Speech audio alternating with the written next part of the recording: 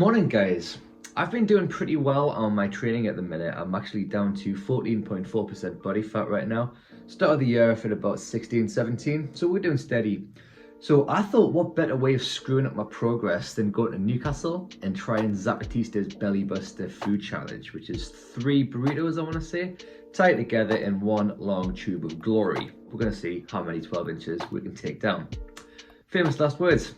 Anyway, so what we're going to do today, guys, I'm going to run you through some of the tips, tricks, hacks, whatever you want to call them, so you guys can enjoy big cheat meals in your own life as well. Now, the thing about cheat meals, I mentioned in my Tim Hortons video, I don't believe in like cheat days because I think that mentality can set you back so much in your overall progress. In one cheat day, if I was unattended by an adult, I could easily put on about 2 stone in terms of like volume and, So I think it's important not to get carried away. I think it's important to have smaller kind of like cheat meals if you need to. I mean, if you're doing it right, like myself or other, like guys who eat for volume and have a bit of a flexible lifestyle, I don't even think you need a cheat day. I've honestly gone about 2 years without having a cheat day or a cheat meal because I can manage to have the foods I love, just make smarter versions of them. And hopefully this will show you guys that you can still enjoy your life, still lose weight, still make the progress you want without flipping over like the Titanic. So let's go. How well do you think you know your stomach? Probably quite well. Normally when you're hungry, you know. When you're starving, you know. When you're full, you know.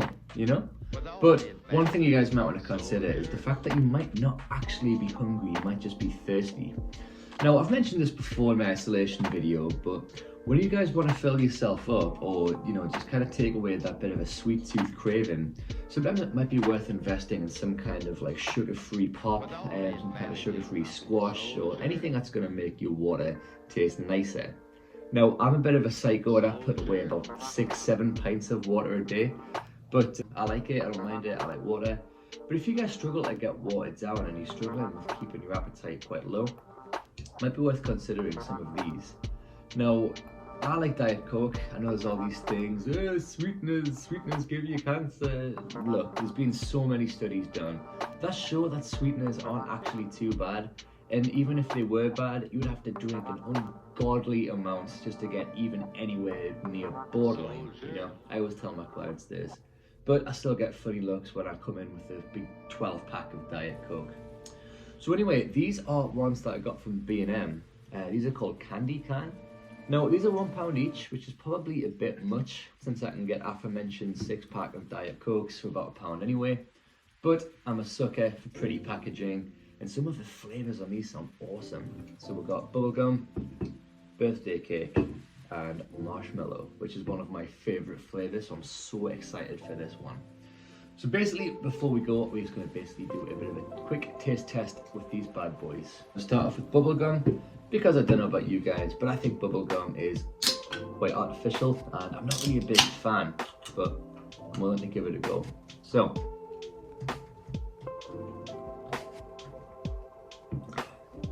big hearty gulp to really taste them flavours. What's up, Milo? So bubblegum doesn't really taste of much, to be honest, but that's actually quite a good thing.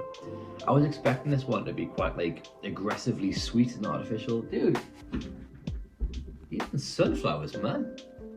Yeah, the bubblegum is quite nice. Like I say, it's not as aggressively sweet as I was expecting, so that's quite refreshing. But again, with these for £1, I don't really know if you want to spend £1 for them, but anyway, here is birthday cake. And I really don't get how this is going to translate into a drink, to be honest, but yeah, again, it's quite a subtle flavour, that one. The birthday cake, it actually is on the back, I think it says it is strawberry and vanilla. So really they're just doing that thing that protein powders do where, oh, it's chocolate brownie. No, it's just chocolate. But yeah, this is quite nice. Again, these are like super refreshing. It's nothing like boring like LaCroix or flavoured water. But it's just, subtle enough that it's like, it definitely tastes of that flavour. So, I quite like that one. It reminds me of something from my childhood, but I'm not quite sure what. Anyway, here's the one I'm looking forward to the most, the marshmallow. Now, I love marshmallow anything, I'm going to come back to that thought, but this one is going to be amazing. Oh my god, folks, we have a winner. That is absolutely sensational. Woo, love that. All right, guys, so next time you're at B&M, you might want to get some of these before your boy steals them all.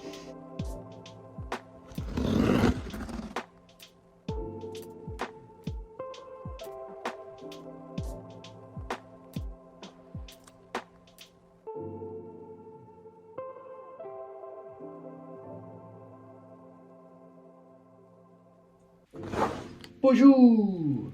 I love protein bars, you've probably guessed it. So why do I recommend protein bars?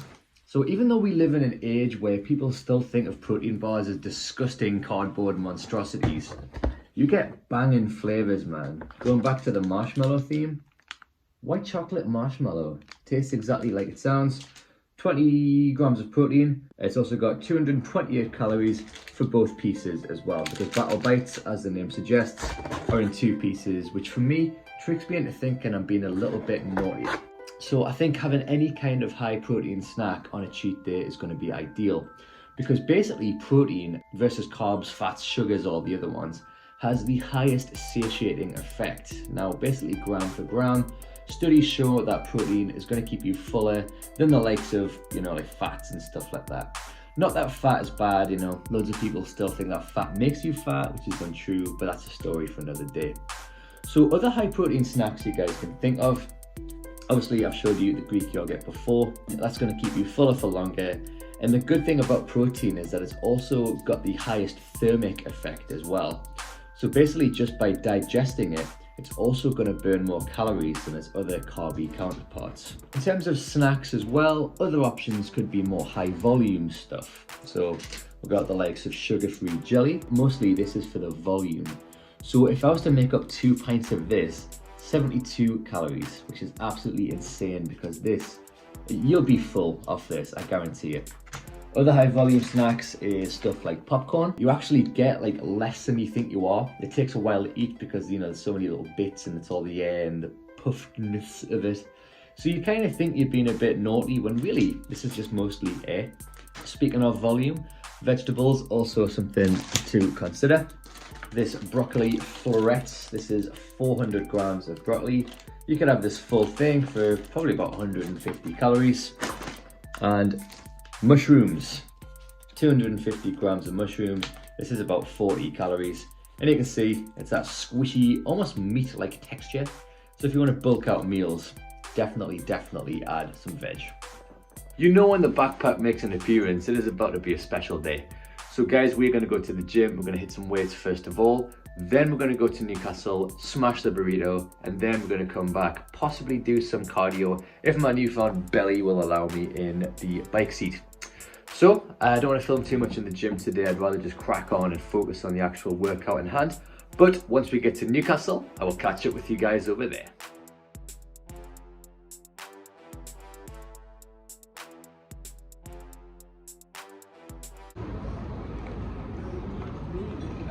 Guys, they don't do the challenge anymore.